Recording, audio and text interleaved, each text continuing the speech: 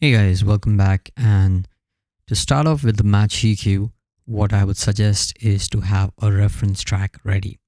Now, this could be a reference track that you have from another track that you have made, or any of the high quality wave file from your favorite artist that you want to replicate their EQ and their processing into your own track. Oftentimes, when you're making an album or you're making 2-3 tracks together, you do manual processing, and then it's difficult to match the tonality and the EQ of certain elements in your track to match with another track that you have. I struggled with it a lot of times, and I still struggle, and sometimes I'm just too lazy to do that.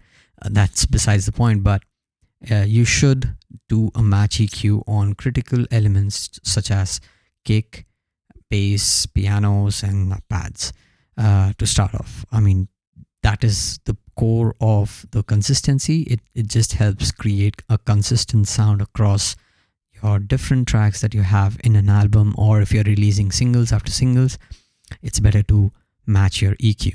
So the first thing is that you want to have a reference track. Here I have a loop of a kick and a hat and a snare loop of one of the songs. It's Figuring. It's on Spotify. You can go ahead and listen to it. I'll leave the link to all my songs that I'm using over here in the description box below. So I wanted to match the EQ of the kick and the snare and the hat of another song that I have, which is called Lullaby. And I realized in this loop, it's more brighter. So let's give it a listen.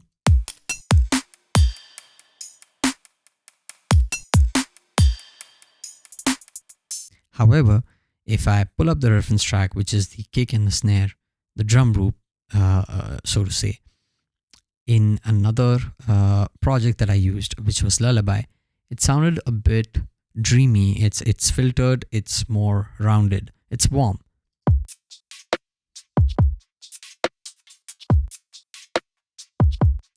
So in order to have that consistency, what we can do is we can use match EQ. So if you're using samples like kick, snares, and hat loops, what you're going to want to do is create a summing stack. How you do that is select the tracks, right click, create track stack, and select summing stack. This would create sort of like a group or a bus. Go ahead and select EQ and then match EQ. So the first thing is, without the reference track soloed, first you want to have the current loop learn. So over here you can see there are 3 phases to the match EQ. One is the current, reference, which is the reference track, and then this would use the algorithm, and then it would give us a summing EQ curve, which has learned the EQ from the reference track that you're feeding into. So have a sort of like a loop of about 8 bars and just select learn and play. Let it do its thing.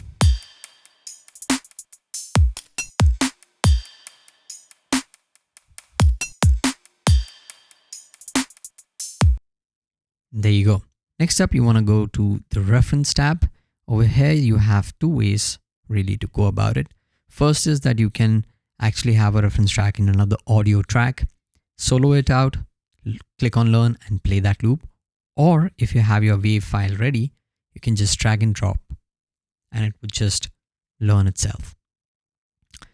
Next, you go to the EQ curve and just click on match.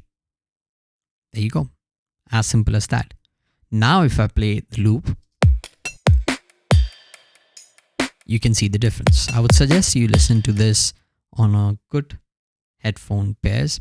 This is pretty minute and it would be easier for you to understand the difference. So here we go, play again.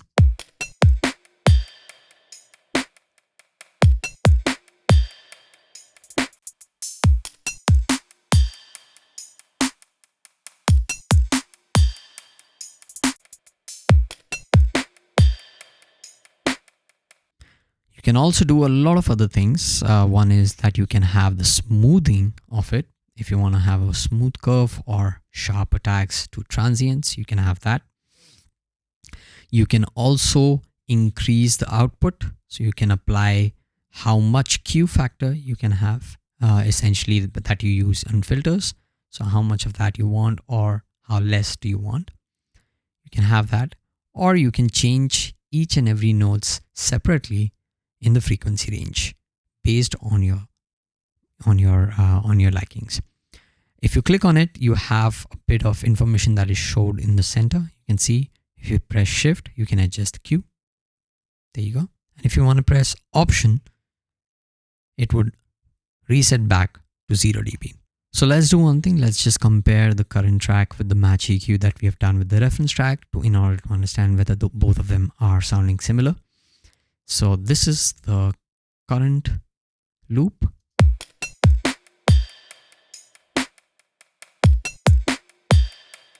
The reference.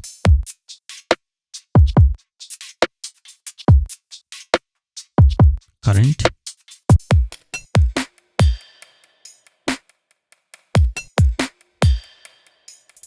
Reference.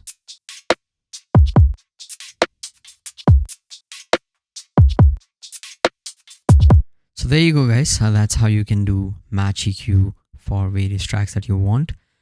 The most handy thing that you can do with the match EQ is that you can have entire mixes in order to have a consistency across your album that you're releasing. So you can put this in the master bus. If you have done a good processing in one of the track and you're happy with it, you want to replicate that into another track that you're working on, you can put it into a master bus, have that reference track as a WAV file you can drag and drop, and you can have match EQ work on your current track so that both of them sound similar in tonality, both of them have similar dynamics, and the listeners out there, when they're listening to one track after the other, they have a consistency and an enjoyable listening session. So there you go, guys. I hope this was helpful. Let me know in the comments down below if you have any questions. If you like this kind of video, please press that like button. It really helps me reach out to more people and also helps YouTube push out more videos of my channel to more people. If you like this content, subscribe so that it helps me feed more content to YouTube. And I'll see you in the next one. Till then, take care. Cheers.